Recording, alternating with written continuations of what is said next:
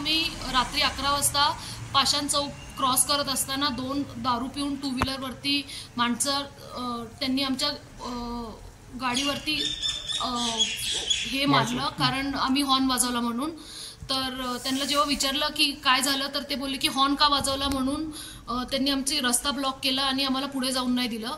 पुढे जाऊन 20-30 मीटर पुढे जाऊन नाही दिल्यावरती माझा हस्बंड गाडीवरून उतरला आणि त्यांनी विचारलं की काय झालं म्हणून. तेवढ्यात आणखीन 3-4 लोक कुठून आले, त्यांनी त्याला पकडलं आणि 4 जणांनी पकडून 2 जण मारत होते त्याला. हे बघून मी जेव्हा गाडीतून उतरले तर त्यातला एक जो व्हिडिओ व्हायरल झाला त्यातला जो मुलगा ज्याने शर्ट नाही घातलाय त्या मुलांनी माझ्या पोटात लाथ मारली आणि माझ्या हस्बंडला दगडाने मारलं आणि नाकाला इतकं मारलंय की नाक फ्रॅक्चर झालंय.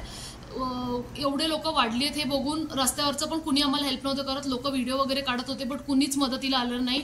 ते बघून आम्ही कसं तरी गाडीत बसलो. गाडीत बसताना त्यांनी गाडीवरती दगड टाकून अख्खी गाडी फोडून टाकली. सगळे काचा आणि दगड गाडीत जमा होते. काल पोलीस ते घेऊन गेले आहेत आणि आम्ही कसं तरी गाडीत बसलो. निघताना त्या माणसांनी माझ्या हस्बंडचं कान स्क्रॅच करून त्याच्यातून रक्त काढलं. ते तिथं त्याला लागलेलं आहे आणि मी ते जेव्हा त्यांचा हात सोडवायला ट्राय करत होते त्यांनी माझा शर्ट फाडला, अमलचा शर्ट फाडला, जे आमच्याकडे आहेत शर्टची कॉपी.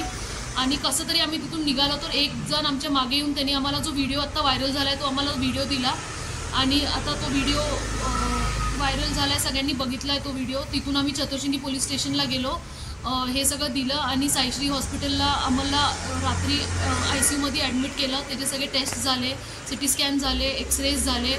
त्याला ग्रोईनवरती आता काय मागणी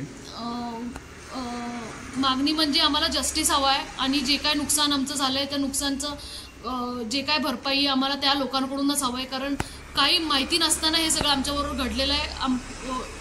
एवढा सगळा फायनान्स आम्ही करू नाही शकत. आम्ही रेंटच्या फ्लॅटमध्ये राहतो. जे काही नुकसान झालं आहे, मेडिकली जे काही नुकसान झालं आहे, गाडीला जे काही नुकसान झालं आहे, आम्हाला त्याची सगळ्याची भरपाई हवी आहे आणि आम्हाला जस्टिस हवा आहे. त्यांना बिहाइंड द बार्स गेलेच पाहिजे. कारण जर इथं राहणाऱ्या मुलीबरोबर हे होत असेल तर हे कुणाबरोबर पण होऊ शकतं. तर आम्हाला ह्याच्यामध्ये जस्टिस मिळावी ह्याची एवढीच प्रार्थना आहे.